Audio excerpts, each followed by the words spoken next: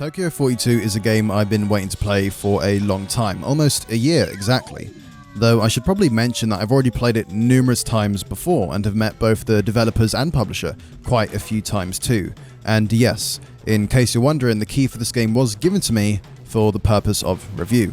Now, if you want to skip right towards my first impressions, then go ahead and jump to the time seen on screen now, but I first want to give you a little bit of background on how I first got introduced to this game and the people behind it.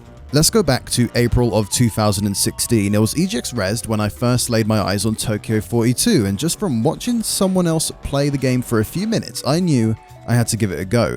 The stunning art style is what I noticed first. I love the look of the isometric high-rises you venture around on and this bizarre neo-future take on Tokyo.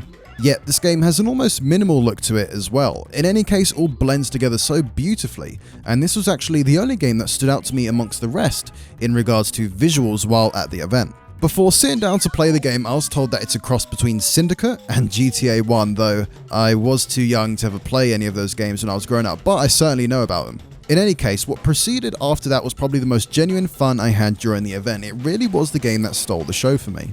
Shortly after, both my friend and myself went about setting up an interview with Sean and Magic from Smack Games, who are the minds behind Tokyo 42. It was quite an entertaining yet informative interview, and if you want to watch someone slag off Wally, or Waldo as you Americans say it, then feel free to give it a watch. A link can be found in the comments down below.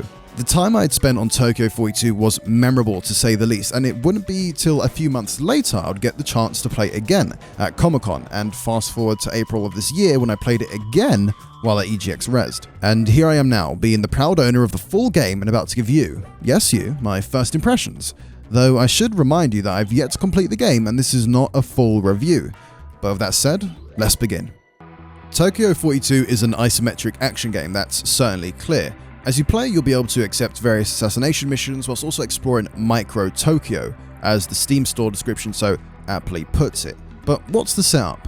Upon starting the game, you find your character having a relaxing evening in his apartment, but things soon turn sour as a news report on your TV informs you that you're wanted for murder, but not just any murder, the first confirmed murder of the year 2042. And there's a reason why that's important, but I'll leave it up to you guys to find out why. After a daring escape from the help of a now new ally, it's then up to the player to uncover the truth and clear your character's name. Now, I've yet to uncover that truth, but what I can say is that the story is quite interesting to follow, but that is primarily because of the varied and colourful characters you meet along the way, and not from the one you control. From what I've experienced so far, we as the player are very much a blank slate, or a vessel for the story. The interesting parts of the story comes from dialogue between other characters, mission descriptions, and so on. I can't really say any more because I may run the risk of going into spoilers, and most importantly, I haven't finished the game yet. But for those worrying that there isn't a story, relax. There is a story, and from what I've experienced so far, it is both interesting and enjoyable. But what about gameplay? On the surface, Tokyo 42 appears to be quite the simple action game, though it becomes obvious quite quickly that it's the complete opposite. Many missions will allow you to make use of multiple approach methods and tactics. It's up to you to decide if you want to make use of stealth, jump across the rooftops of buildings to get across to your target, or just go guns blazing.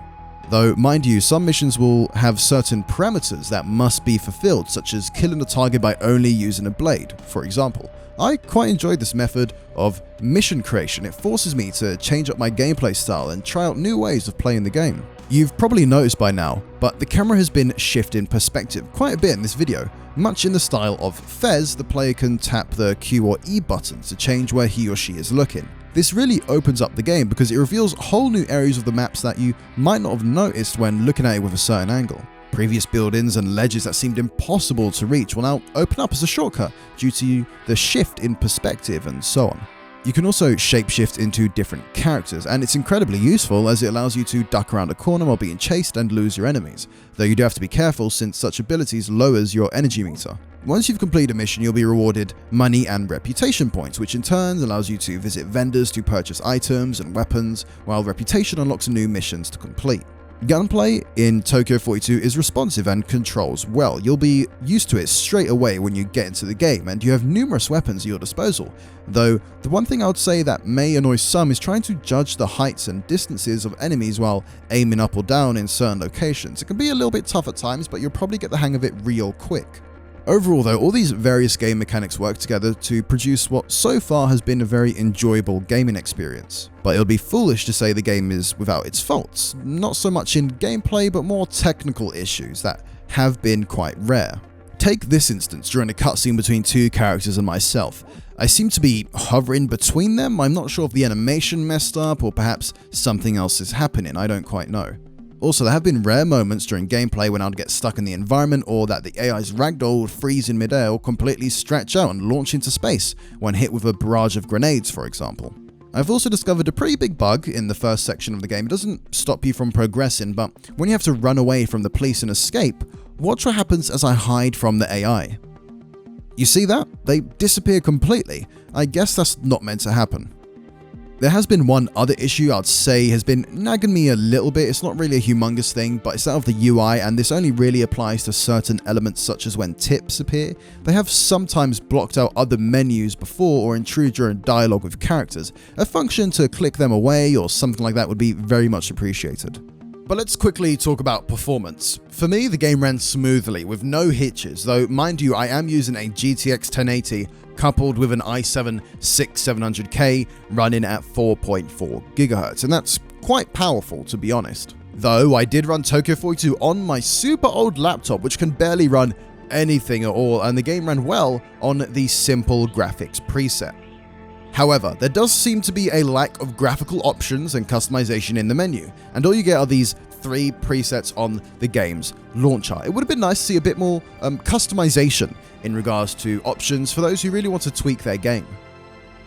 Before I wrap this up, I do have to make mention of the music and how great it is. The main menu theme alone is worth sitting and listening to. It really does set up the overall theme of this game quite well. Also, the music that's been playing in the background is from the game as well. If you enjoyed what you've been hearing so far, then make sure to check out the label behind the soundtrack and their SoundCloud too. In any case, you can probably tell I'm quite the fan of this game, though one question remains unanswered, and it's still a pretty simple one. Will the game be able to hold my attention and feel fresh till the end? Well, that's going to vary from person to person obviously, but with my first few hours on the game, it seems likely.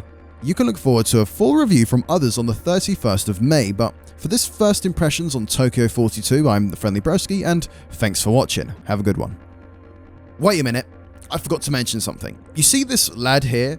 This is Paul the Friendly Broski's My Dad Taylor, and as you can see from his Twitter bio, he's the co-founder of Mode 7 who published Tokyo 42, and this is really a message for him.